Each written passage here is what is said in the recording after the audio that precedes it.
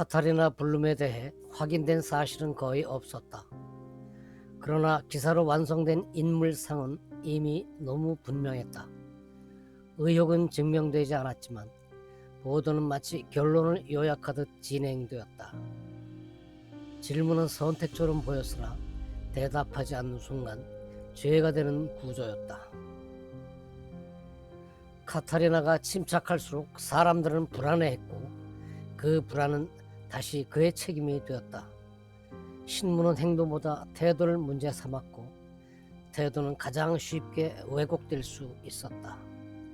수사는 사실 찾기보다 이미 세워진 가설을 확인하는 과정처럼 보였다. 한 번 이름이 지면에 오르자마자 그의 침묵마저 의미를 부여받기 시작했다. 협조는 요구였고 요구는 곧 의무가 되었으며 의무는 거부할 수 없었다. 사람들은 카타리나를 알지 못했지만 그에 대해 판단하는데 주저하지 않았다. 폭력은 물리적이지 않았다. 문장과 질문과 반복 속에서 조용히 완성되었다. 이 소설이 발표되자마자 주목을 받고 세계적인 공감을 얻은 것은 노벨상 수상 작가의 작품이라서가 아니라 단순한 허구를 넘어 누구나 피부로 느끼는 현실을 매우 설득력 있는 필치로 형상화했기 때문이다.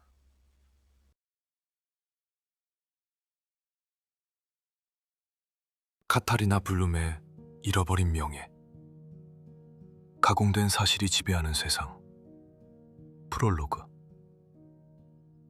정보가 넘쳐나는 세상에서 사실은 어떻게 만들어지는가? 이 이야기는 미디어를 통해 왜곡된 말이 어떻게 하나의 인간을 규정하고 그 규정이 어떻게 삶을 파괴하는지를 추적한다. 카타리나 블룸의 잃어버린 명예는 우리가 매일 피부로 느끼는 언어의 폭력을 거의 동일한 방식으로 재현한다. 사실은 여기서 출발점이 아니다. 사실은 언제나 말 뒤에 도착한다. 먼저 완성되는 것은 설명된 인간의 모습이다.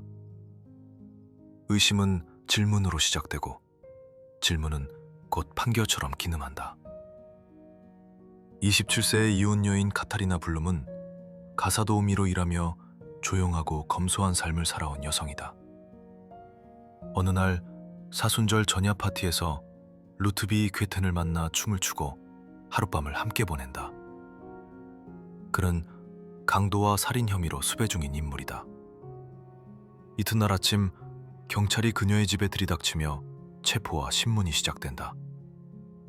경찰의 의심은 언론을 통해 사실처럼 굳어진다. 카타리나는 공범으로 낙인 찍히고 여론의 문매를 맞으며 사회적으로 매장된다.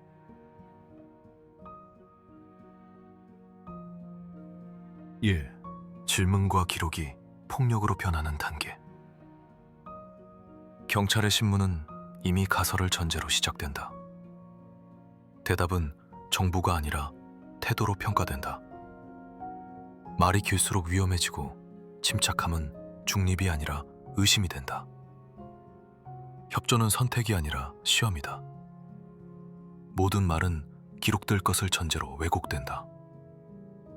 이 지점에서 블룸은 말하는 순간 손해를 보는 구조를 감지한다. 카타리나 블룸은 경찰 신문 과정에서 이렇게 말한다. 짧게 말해주세요. 이 말은 신경질도 무례도 아니다. 이미 결론이 정해진 질문, 의도적으로 유도된 답변, 왜곡을 전제로 한 대화에 대한 명확한 거부다. 이 한 문장은 이 소설 전체를 관통한다. 진술조서를 내밀며 서명을 요구하는 경찰 앞에서 블룸은 문장마다 멈춰 읽는다. 표현을 따지고 단어를 수정한다. 무엇을 말해야 하는지가 아니라 어떤 말이 이미 불리한지를 그는 직감하고 있었다. 말은 선택이 아니라 이미 판정의 일부가 되어 있었다.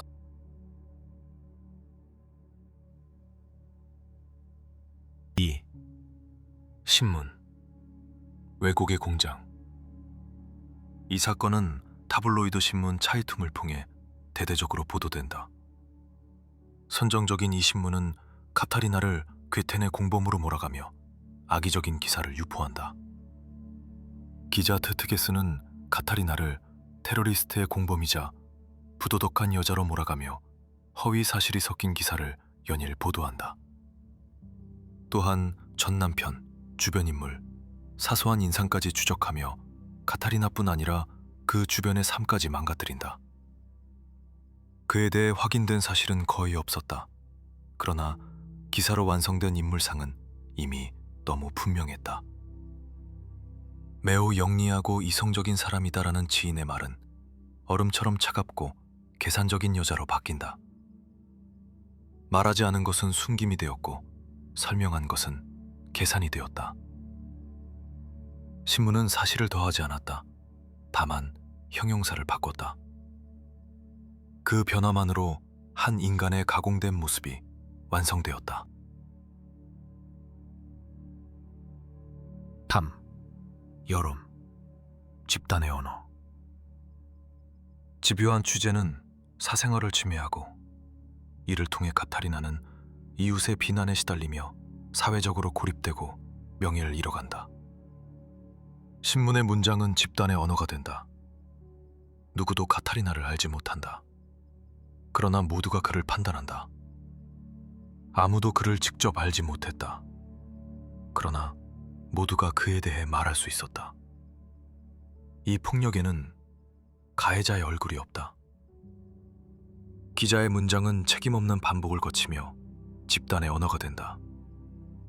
당사자의 침묵은 동의로 둔갑한다. 여기서 폭력은 익명적이고 일상적인 것이 되면서 증폭된다. 이 과정에서 카타리나는 강도의 공범이자 내연녀가 되고 품행이 의문시되는 이혼녀가 되며 변태가 되고 냉혹한 살인범이 된다. 자, 침묵의 대가. 퇴트게스는 위중한 상태로 병원에 입원 중인 카타리나의 어머니에게 접근한다. 병원에서 접근이 금지되자 페인트공으로 위장해 억지로 인터뷰를 시도한다. 이튿날 어머니는 무리한 취재가 일어난 뒤에 사망한다. 카타리나는 공개적으로 울지 않는다. 신문은 이렇게 쓴다.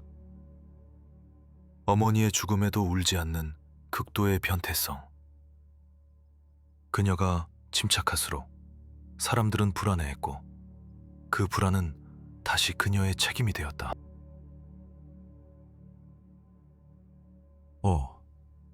살인, 언어의 붕괴. 카타리나는 트트게스의 인터뷰 요청을 받아들인다.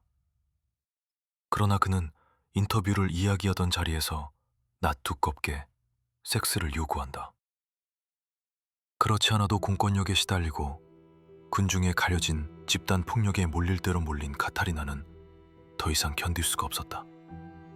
그는 테트게스 기자를 총으로 쏴 죽이고 자신의 범행을 자백한다. 그의 태도는 단호했고 전혀 망설임이 없었다. 결국 왜곡된 언어는 살인이라는 물리적 폭력을 낳으며 폭력의 순환도식을 그린다. 카타리나의 행위는 개인의 돌발 행위처럼 보이지만 구조적으로는 이미 완성된 압력의 결과다. 살인은 원인이 아니라 짐상이다. 경찰과 기자를 거치며 카타리나는 무엇을 말해도 이미 왜곡될 것이라는 사실을 깨닫는다. 침묵하면 냉혹하게 보일 것이고 말하면 계산적으로 보일 것이다. 그 자신을 보호할 언어는 더 이상 남아있지 않았다. 이때 총은 선택이 아니라 남아있는 유일한 형식이었다. 말이 더 이상 아무 역할도 하지 못했기 때문이다. 그리고 그는 거리낌 없이 방아쇠를 당긴다.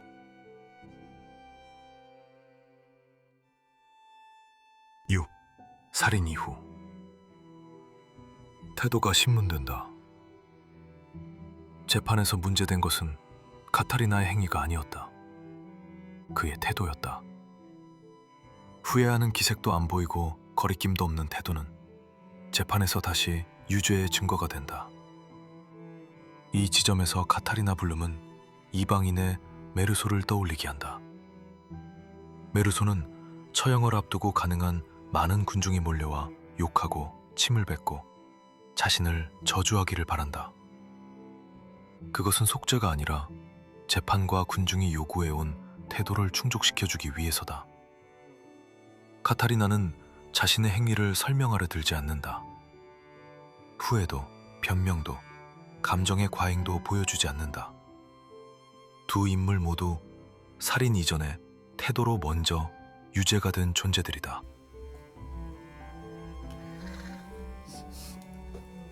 에필로그. 미디어의 언어폭력이 확대 재생산되는 사회. 이제는 1인 미디어까지 가세하며 말을 가공하고 지지자 후원자를 끌어모은다.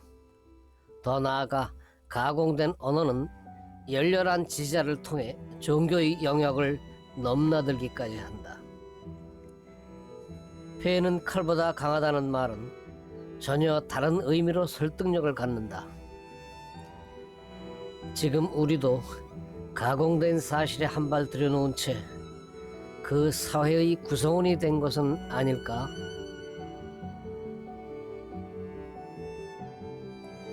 오늘도 바가본도의 지구촌 문학여행이었습니다. 시청해 주셔서 고맙습니다.